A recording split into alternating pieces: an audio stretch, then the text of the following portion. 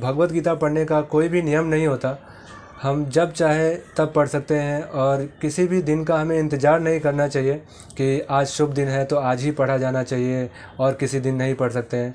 तो इस तरह का कोई भी नियम नहीं है। भगवान कृष्ण ने भगवत गीता के किसी भी चैप्टर या किसी भी श्लोक में ऐसा नहीं कहा है अर्जुन को कि तुम इसी दिन भगवत गीता का अध्ययन करना, या फिर किसी और आदमी के लिए कोई भी ऐसा निर्देश नहीं दिया गया है।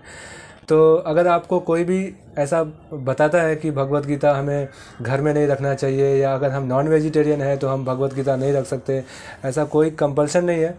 हम भगवत गीता, अगर कोई नॉन वेज पढ़ता है तो वो भी पढ़ सकता है भगवत गीता, उसका भी नॉन वेज छूट जाएगा या फिर वो मोड ऑफ गुडनेस में आ जाएगा। तो भगवत गीता पढ़ने का सिर्फ एक ही नियम है कि हमें डेली पढ़ना है भगवत गीता, चाहे एक श्लोक ही क्यों ना हो, हमें प्रतिदिन पढ़ना है भगवत गीता। और अगर हमने पढ़ना स्टार्ट कर दिया तो हमें यह भी नहीं सोचना है कि हमें अब इसको ख़त्म करना है या फिर हमें अब इसको छोड़ना नहीं है और इसको कहाँ रखें। तो बस रखने का एक ही नियम है, क्योंकि ये पवित्र ग्रंथ है और भगवान की वाणी और भगवान स्वयं दोनों ही अभिन्न है। तो हमें इसे स्वच्छ स्थान पे रखना है। हम जो बुक शेल्फ है जहाँ पे हम अपनी नॉर्मल बुक्स रखते हैं वहाँ पे भी रख सकते हैं, या फिर हम मंदिर में भी रख सकते हैं। और बेड पे नहीं रखना चाहिए या फिर किसी गंदे गंदे स्थानों पर हमें भगवत गीता को नहीं रखना चाहिए। बस यही नियम है और कुछ बहुत बड़ा नियम नहीं है।